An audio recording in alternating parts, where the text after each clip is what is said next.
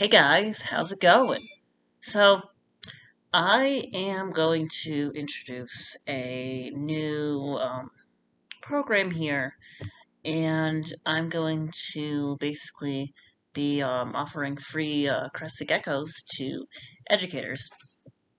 Um, Now, for those of you who are unfamiliar with Crested Geckos, they make fairly good class pets. They are very cute. Here's one of my fully grown females. Very amenable to handling. And they're very low maintenance geckos. They, can live as adults in a bin this size. They're very fun to have around. They live about 20 years. Hi, girl. Um, and they don't require live prey. They can be fed completely on a meal replacement diet that is a powder that you add water to, and you just keep it in a bowl within the cage with the gecko that the gecko can then feed upon. Um, they survive quite well at room temperature, and they don't need any special lighting or anything like that. Now, there are a couple of things that we need to cover if this is going to work. So, first of all, I currently have two females and one male. This is an unmated female.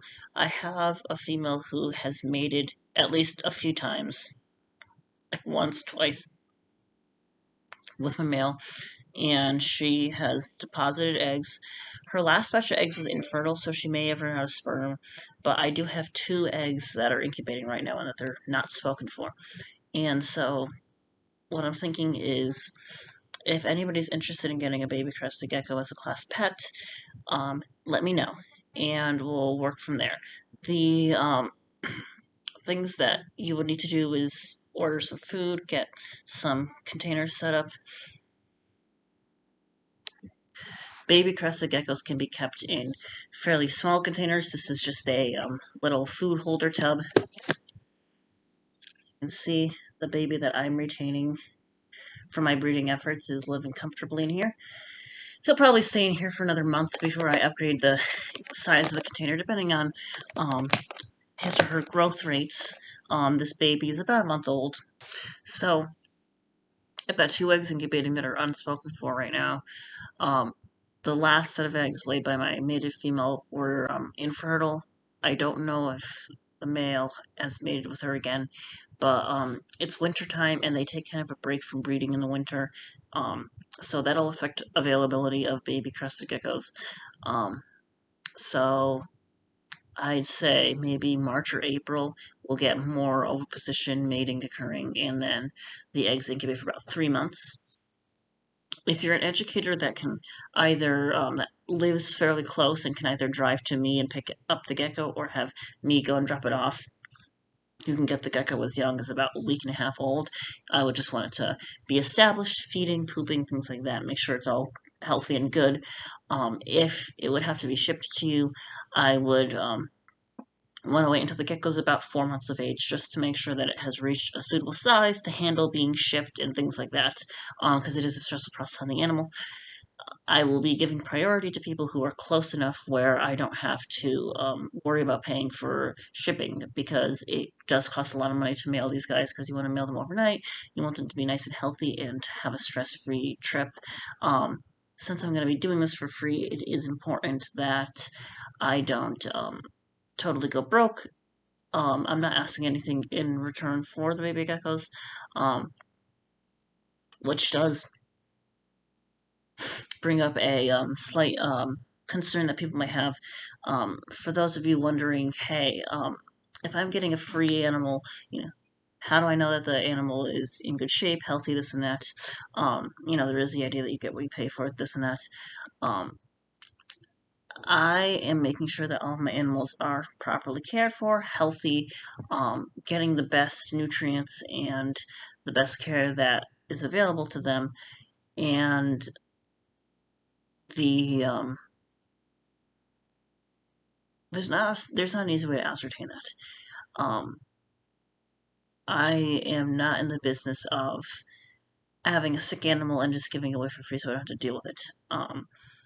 I know that some people like to pay for something so that there's a guarantee that the organism that they're getting is in good shape.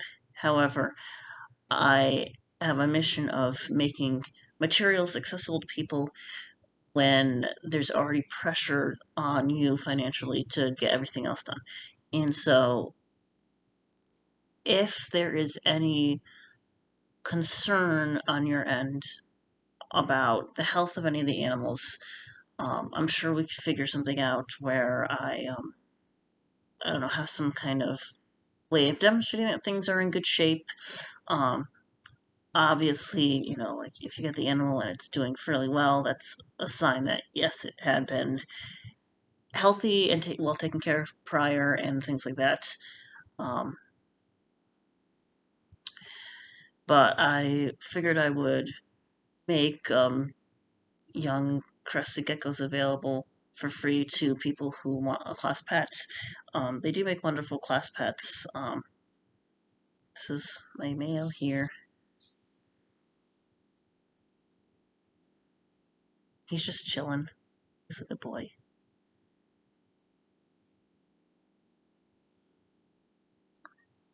A couple other things. Crested geckos. They live about 20 years. They can drop their tails. It's usually a response to stress. They don't really regenerate the tails. They make a tiny little nub where the tail used to be, but other than that, they don't regenerate them. Um, if during shipping the animal drops its tail, it will be fine. It doesn't harm the gecko long term to not have a tail. Just be aware that it won't grow back. Um, there are there's variation in crested geckos as far as whether or not they'll drop their tail. You can hold them by the tail like this, and they're not going to drop it. It's oftentimes a response to a stress from a predator. An animal that's used to being handled isn't going to mind you messing with its tail too much. Um, the tail drop is mostly a defense against really serious stress. Some individuals are more likely to do it than others, and I don't know if selective breeding has done anything for that. Sometimes they just drop the tail spontaneously. That's another thing to be aware of. But if you have young children in your classroom or whatever, you do want to make sure you supervise the way they handle the animals. You don't want them to be holding it too tightly or messing around too much with it. Just calmly letting the animal crawl on you or sit on you. Um, he's very content just chilling on me. Um, Unlike one of my females who likes to just wander everywhere. Um, but they do make great class pets. They're very low maintenance. Um, Sometimes they make a funny noise, like they make a little bit of a barking sound, but they are ideal for small spaces, classrooms where you want to have a pet, an animal that you don't need to have, heat lamps over or anything like that. Um, they are mostly nocturnal. They do change color. It's called firing up, firing down. But if you are interested in getting a crested gecko for your classroom, just let me know and I will make it happen. I'm planning on doing some more gecko breeding in the spring when they're more interested in breeding, and I kind of had the intention of breeding them so that educators, classrooms, things like that could have an animal like this. So that'll be all for now. Thanks for tuning in.